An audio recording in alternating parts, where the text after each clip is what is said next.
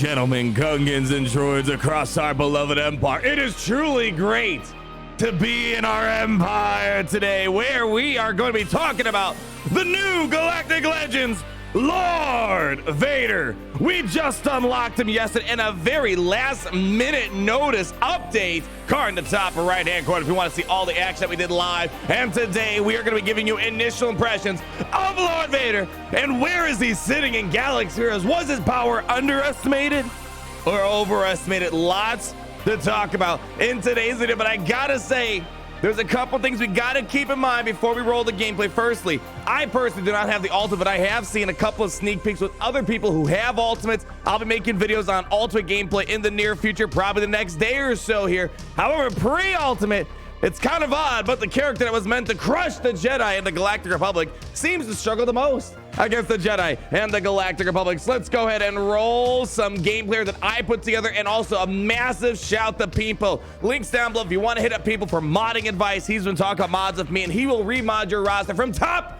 to bottom and give you all the modding advice you need to dominate Galaxy Heroes, and especially the weird character like Lord Vader.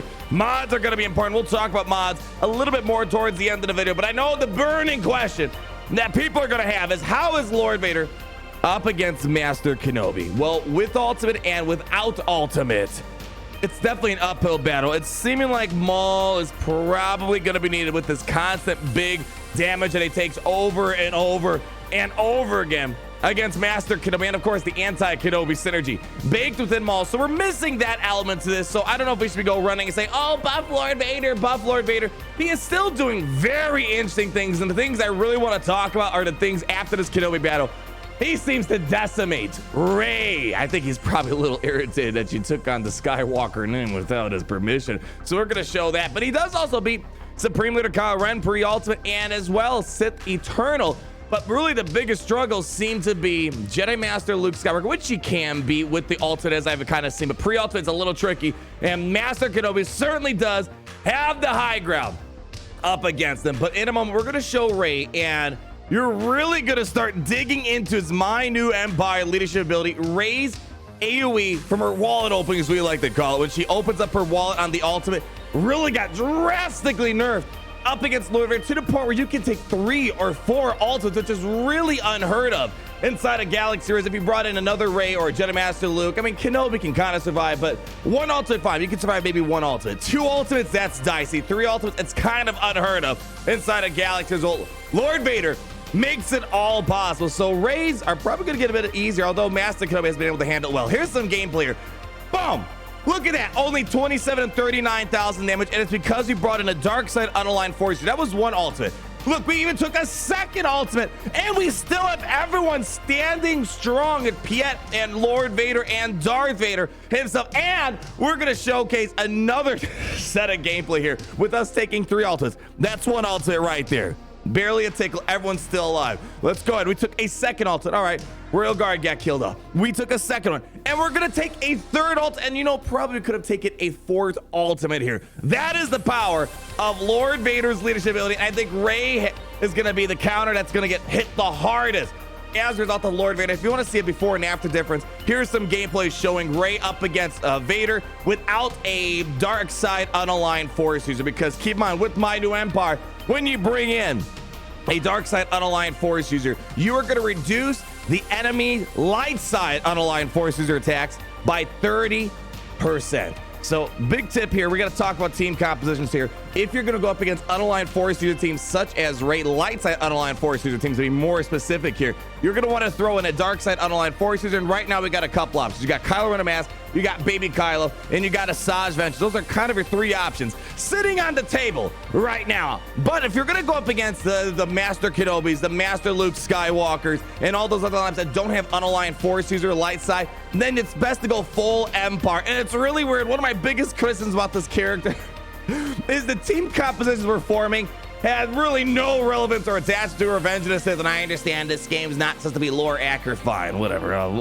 I'll buy it for the moment here, but it's something that doesn't sit right with me. Not having, let's say, clone troopers or maybe Inquisitors or something tied up Lord Vader. Maybe down the road we'll see a more ideal team. But right now we have Piet Darth Vader and the Royal Guard Rook. We might talk about Royal Guard Rook in a different video. Yes, last night out of nowhere with this random update with the Lord Vader, Royal Guard also got a bit of a rework, and we'll talk briefly about it and how it relates to Lord Vader here. And ideally, you're going to want to have Maul in that last one, but we just don't have Maul quite yet for another couple months here. So you have a couple options such as Thrawn.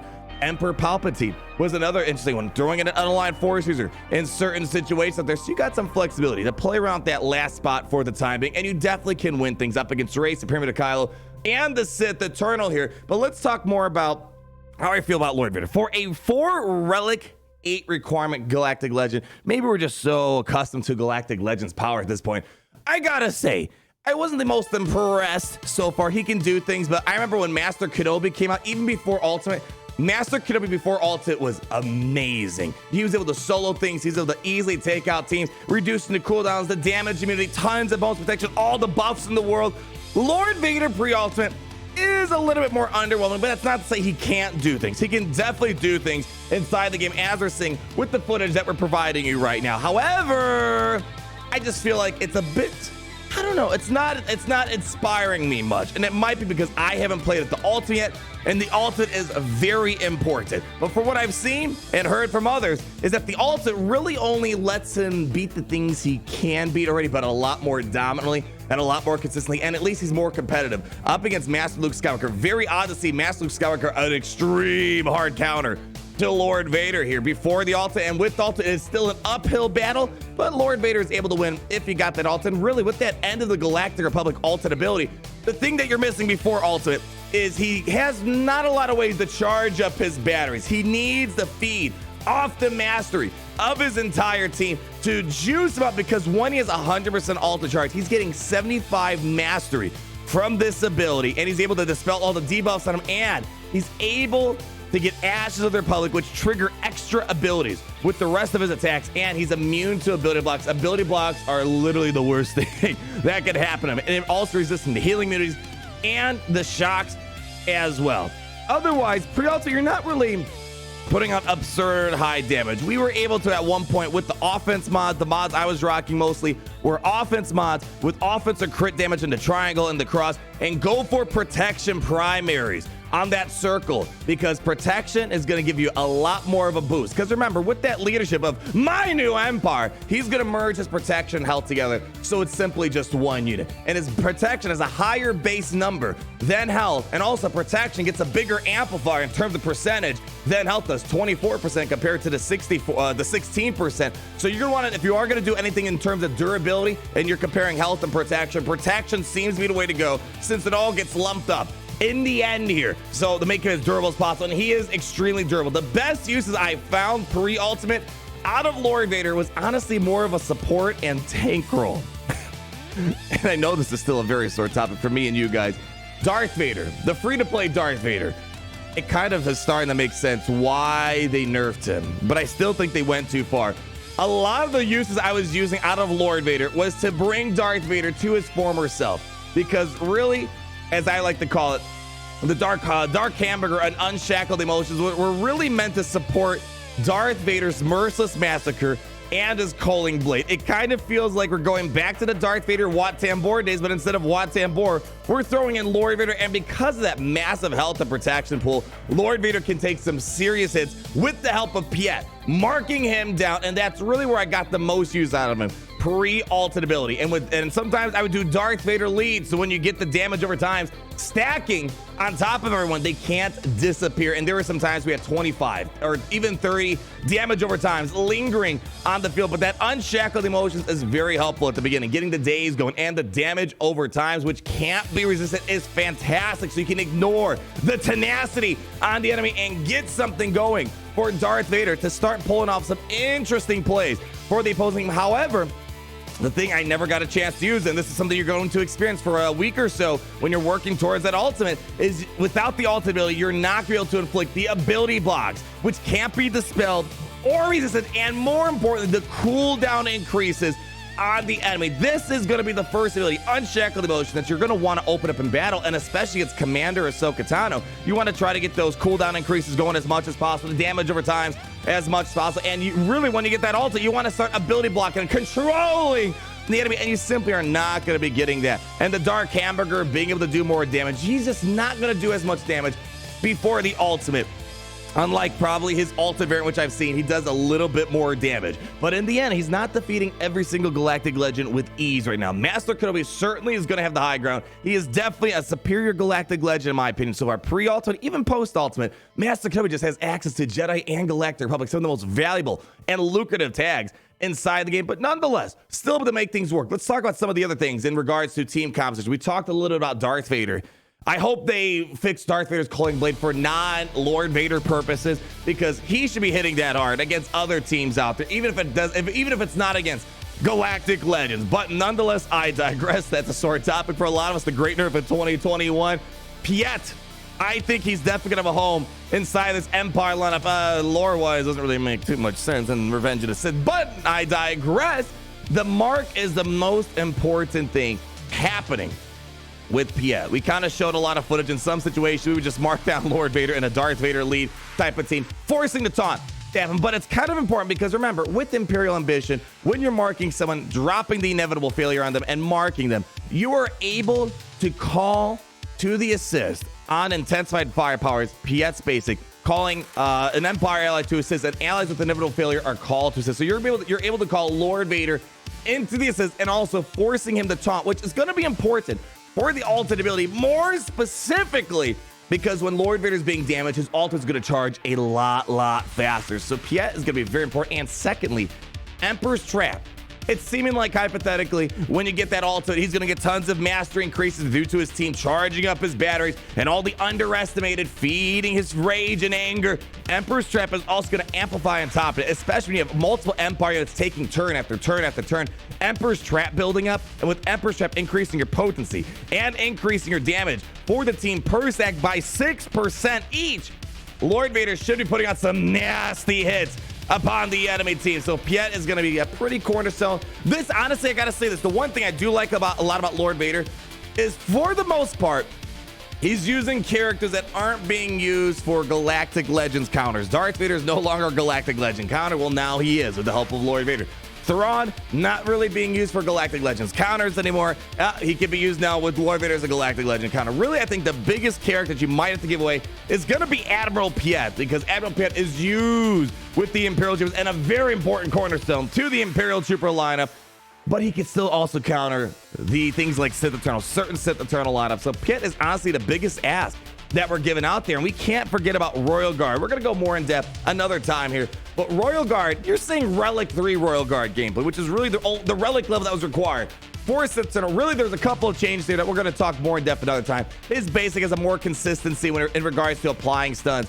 His first special and only special is able to give the heal over times and health up and retribution, and is able to trigger a taunt on himself. He became a more frequent taunting unit that's able to support his team a lot more, but really the biggest kicker is Unyielding Defender. I definitely think Royal Guard's gonna have a nice home inside of the Lord Vader lineup, mainly because now, huge, with this unique ability, Unyielding Defender, at the start of the encounter, if the allied leader is Empire, which is Lord Vader, Royal Guard gains max health equal to 5% of the allied leader's max health, and then doubles his health until the end of the encounter.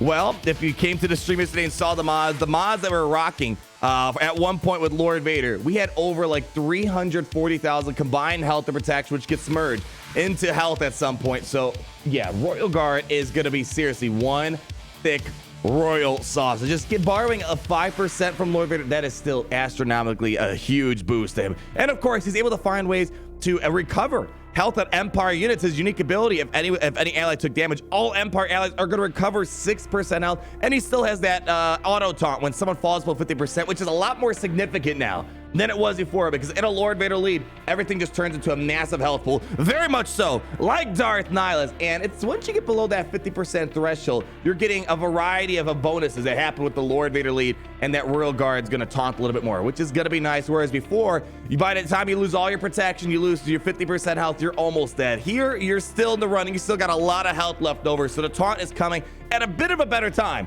than before. So I definitely think Royal Guard's gonna have a home with Lord Vader, and it's good. So I think honestly the biggest takeaway I'm getting from Lord Vader is that pre-ultimate especially, he's able to be very deadly up against Rey. I've never seen Rey get this hard counter. She was always kind of been fine, lingering around there. I think Rey's getting a big hit with Lord Vader coming into the game. That's number one. Number two, post-ultimate, we're going to show some gameplay hopefully the next day or so here. He seems to beat these things even more consistently than he does, but he still seems to have an uphill battle against Master Luke, which he can beat. It's a bit of a struggle. Master Kenobi seems like with Commander Tano, it's going to be a big uphill battle. Maul might be the answer to all of our concerns in that regard right there. And lastly, I think my absolute favorite part about Lord Vader is that in this weird Empire faction that he doesn't have a relation to in terms of lore, you're taking characters that really aren't that important. For example, Master Luke Skywalker. You need Jedi Knight Luke Skywalker. You need Jedi Knight Revan, Hermit Yodas. These characters here, I mean, the Vader team got demolished. With the great nerf of 2021, it seems like they just kind of nerfed Darth Vader, so you're kind of forced to adopt him inside the Lord Vader line. It's literally the Wat Tambor Darth Vader Thrawn lineup that we saw in the past being reincarnated into a Galactic Legends Forum team. So I guess that's really the biggest upside, is there's a lot of unused Empire characters that you can use, throw in there, and that Royal Guard rework, that's actually going to be pretty significant. So that's going to wrap it up for right now. I'll keep you guys updated with the Lord Vader ultimate ability. We'll get that in the next day or so. I should have it myself by next week, but we have some people that got early access to it because they have tons and tons of energy hoarded up. So stay tuned for that. Let me know your initial thoughts on Darth Vader. Did we underestimate him? Did we overestimate him? I don't know. I just don't feel as moved as I did with Master Kenobi or even Rey and Supreme Leader Kylo Ren. So we got to wait and see. Galactic Legend at the end of the day, so still a very good character. But I think he's going to have a different play style, a different mindset when playing with him. Like, comment down below, and subscribe so you're not missing a thing. And the most important thing is always remember that it's great to be in the Empire today.